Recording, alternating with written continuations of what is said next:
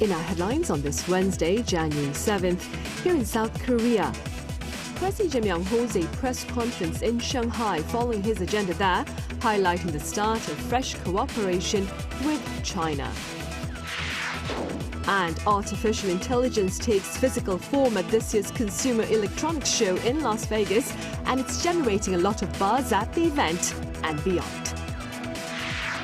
Meanwhile, Venezuela will provide up to 50 million barrels of oil to the U.S. at its market price. This is according to a social media post by U.S. President Donald Trump after his recent capture of the Latin American country's leader.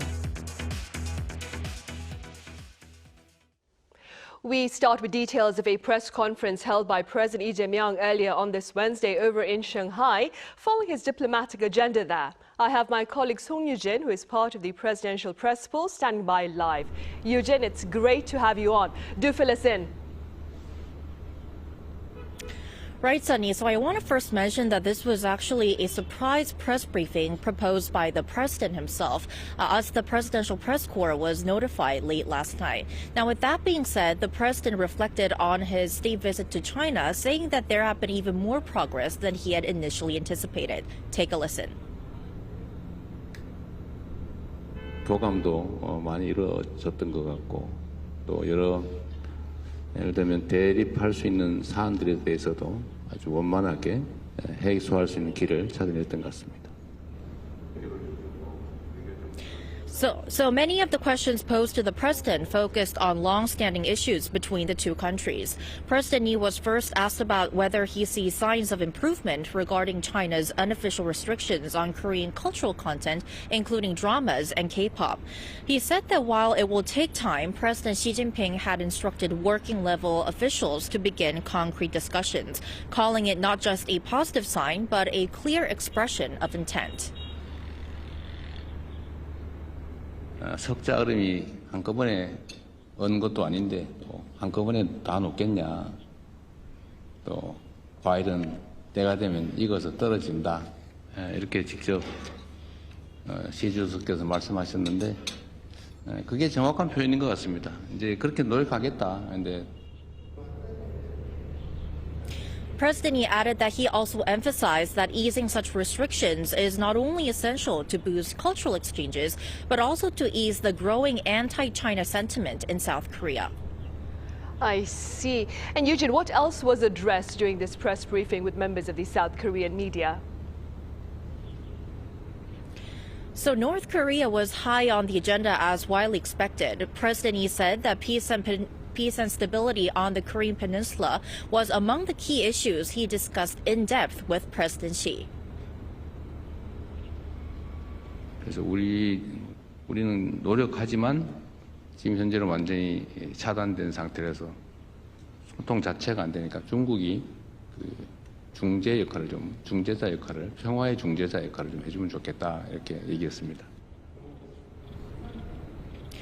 Now, according to President Lee, President Xi responded that China would make efforts in that direction, but stressed the need for patience given how hostile inter-Korean relations have become in recent years.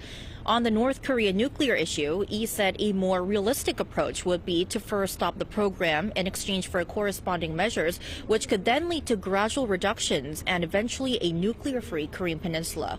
He added that he asked China to help convey this message to North Korea. So the president's final official engagement, wrapping up his 4-day state visit to China, will be visiting the Korean provisional government in Shanghai, which marks its 100th anniversary this year. Sunny?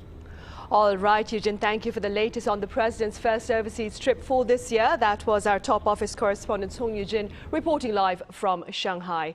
And staying in Shanghai, President Lee Jae-myung also on this Wednesday attended a summit of South Korean and Chinese ventures and startups.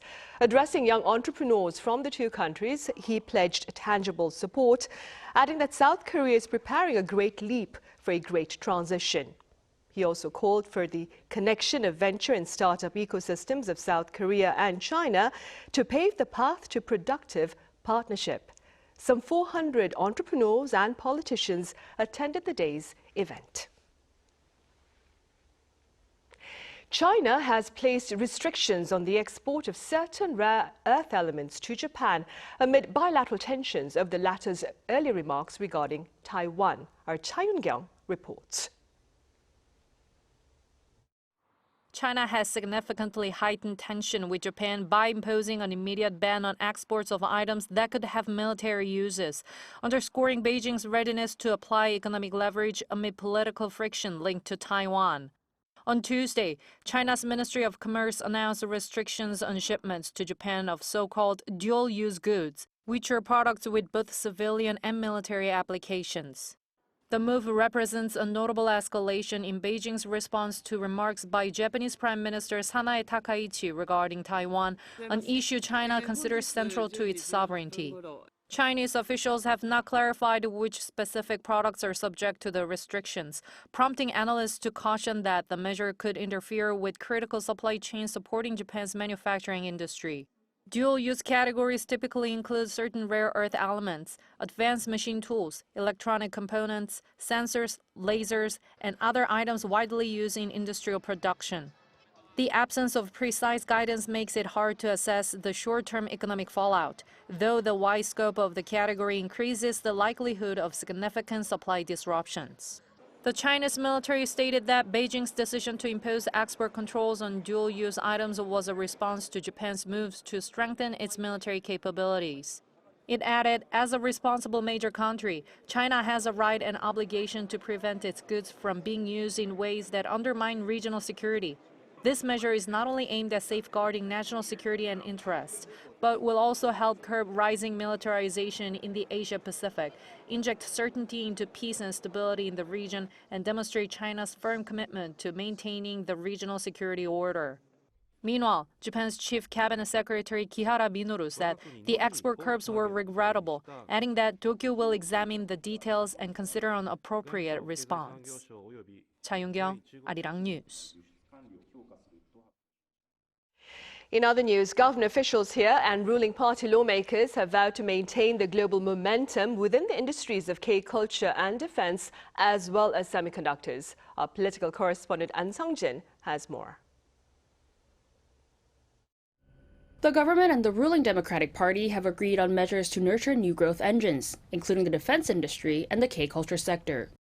The government has also reinforced the competitiveness of the semiconductor sector to support the country becoming one of the world's top 2 chip powerhouses.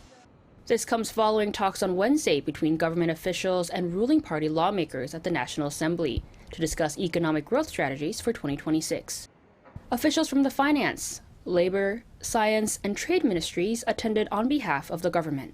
Han Jung-hae, the chairperson of the DP's policy committee, said in a briefing to reporters on the same day that they've addressed ways to revive the country's potential growth rate, including concrete measures to encourage long-term investment in domestic stocks, accelerate restructuring in the petrochemical and steel industries, and develop measures to promote the steel scrap industry.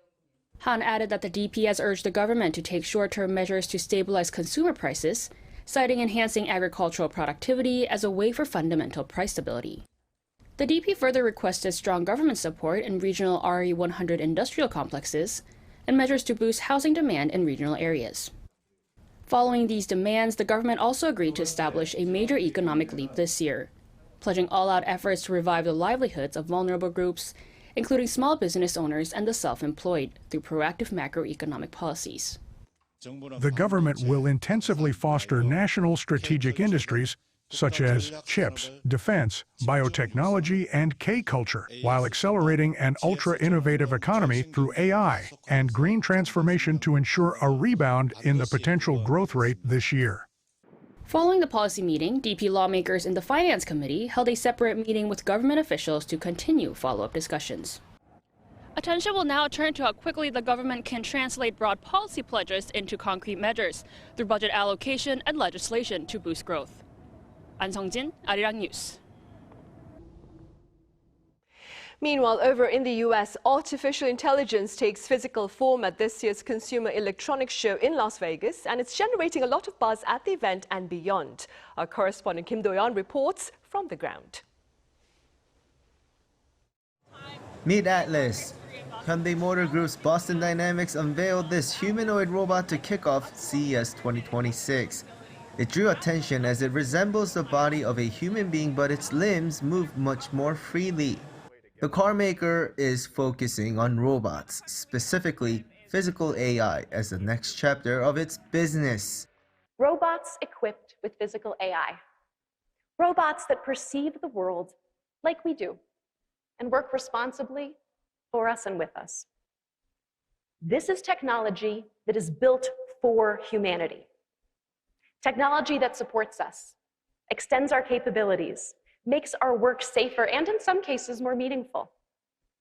And Hyundai also won the Best of Innovation award with its moped. The autonomous one can deliver items up to 47 kilograms. Another key Korean company in physical AI is Doosan Robotics. Together with Maple Advanced Robotics Inc., its Scan and Go robot won awards in both AI and robotics, the definition of physical AI. It moves autonomously and scans surfaces to identify areas that need work. Here is how the company explained the technology. So what we're accomplishing with our physical AI is we're giving the ability for the robots to see, think, and act. So the robot is able to see with our 3D vision. So just like a person would, it's able to take a decision based on the meaningful robot movement with our physical AI that's embedded into the system, and finally do the work. And this robot by the company is for sorting out parcels and organizing storage. I'm going to put in Arirang. Now this robot finds the block with the correct letters and completes the word.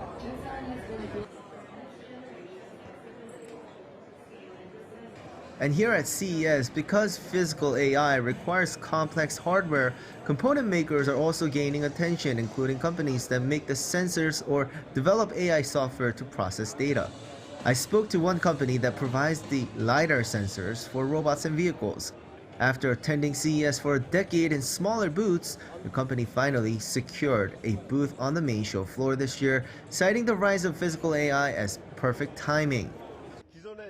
Beyond existing cameras actually capturing 3D spatial data, I believe LiDAR is the new core of the physical AI era.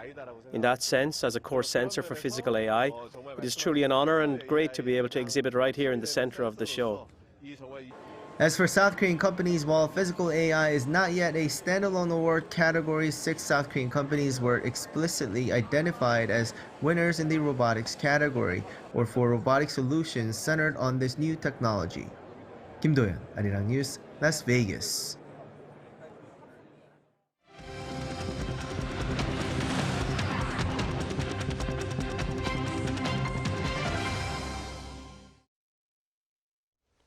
Venezuela will provide up to 50 million barrels of oil to the U.S. at its market price. Now, this is according to a social media post by the U.S. President Donald Trump on Tuesday, in which he claimed the proceeds would be controlled by the U.S. government to ensure that the money benefits both Venezuela and the U.S.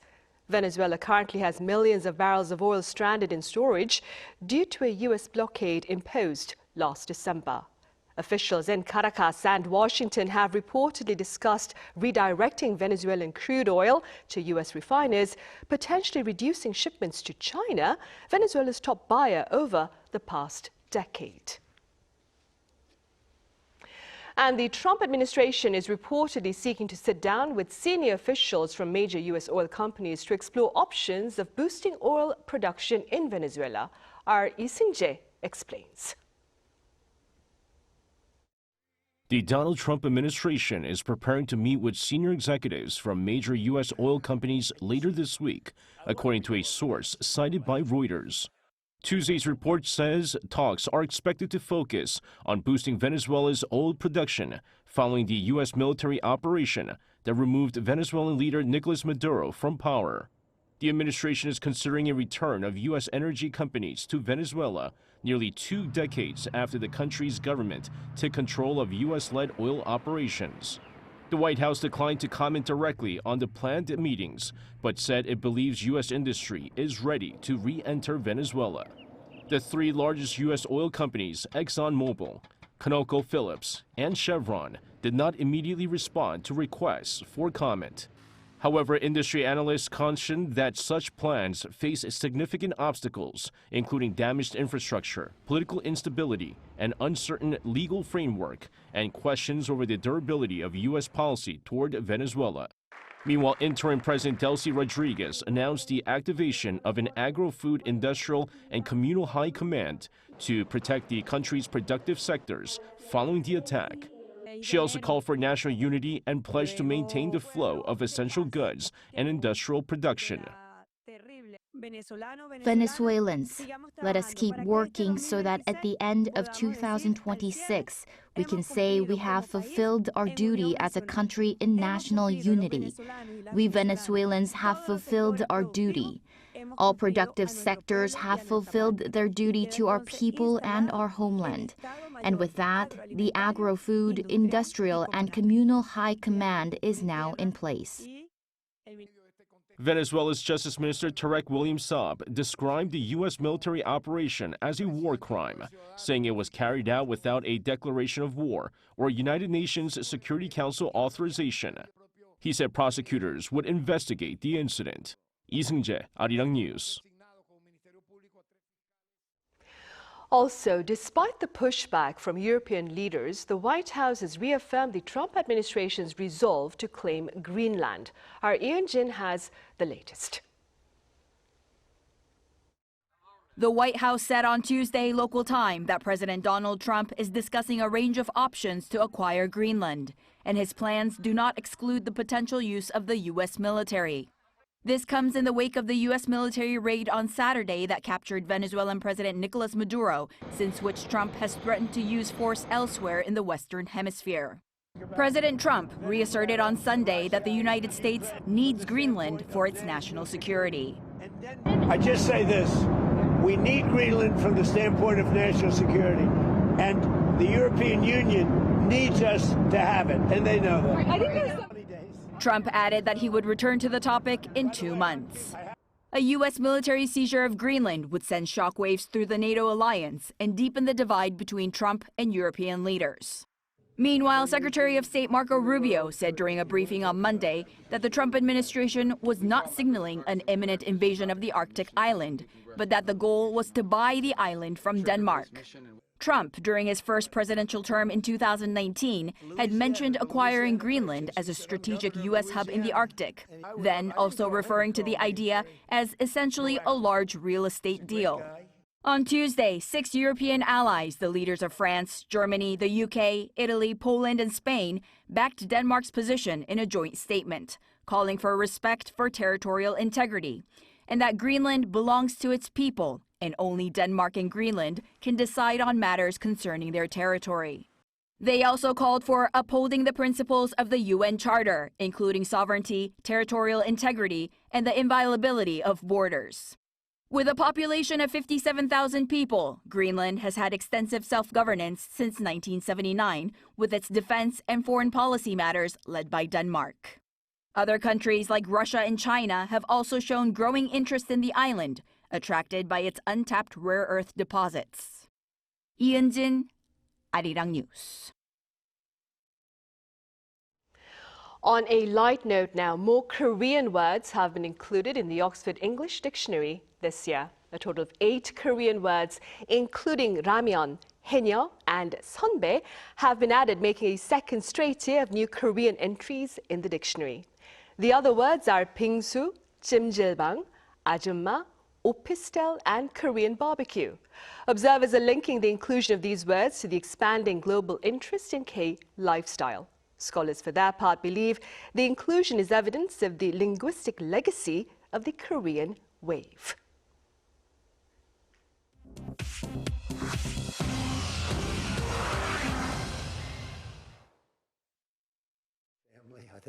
This is The World Now, bringing you everything you need to know from around the globe. U.S. President Donald Trump has warned House Republicans that failing to win the 2026 midterm elections would likely lead Democrats to impeach him.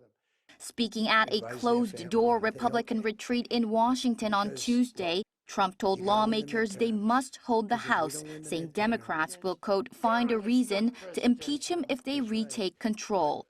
Despite his recent military action in Venezuela, he pivoted to domestic politics by claiming credit for stock market gains while distancing himself from the recent inflation.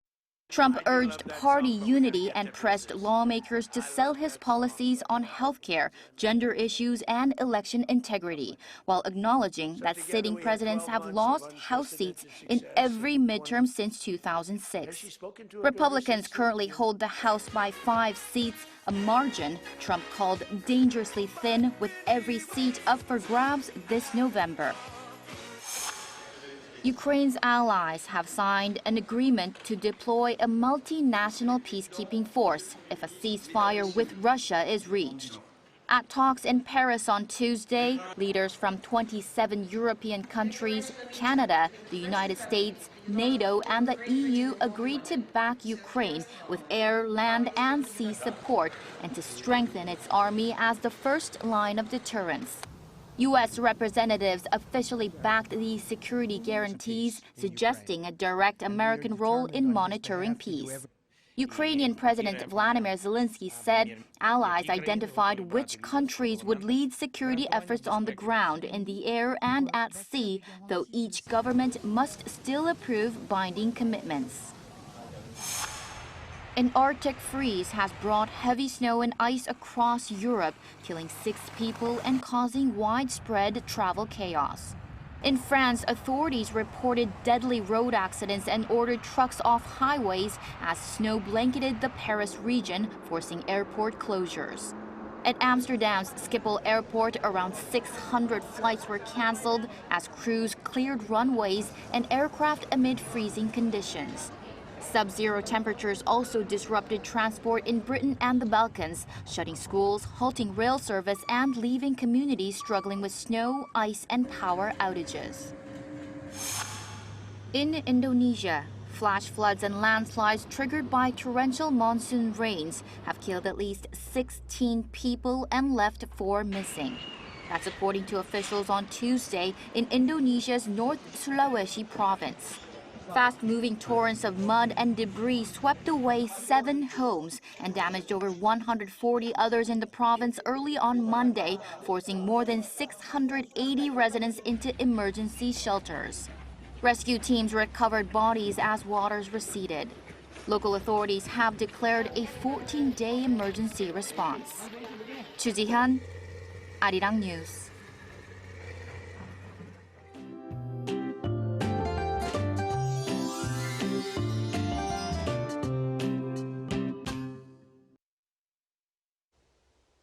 We should brace for fiercely cold weather. Bitterly cold air is moving in from the northwest, causing a sharp drop in temperatures overnight.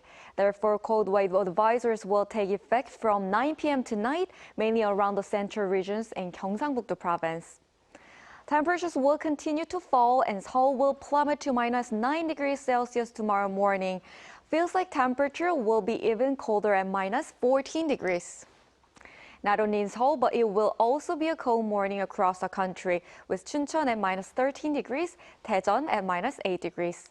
Highs will rise to only -1 degree in Seoul and Chuncheon, 4 degrees in Daegu and Busan. Starting Friday night in the central areas, rain or snow will spread nationwide on Saturday. That's all for Korea. Here are the weather conditions around the world.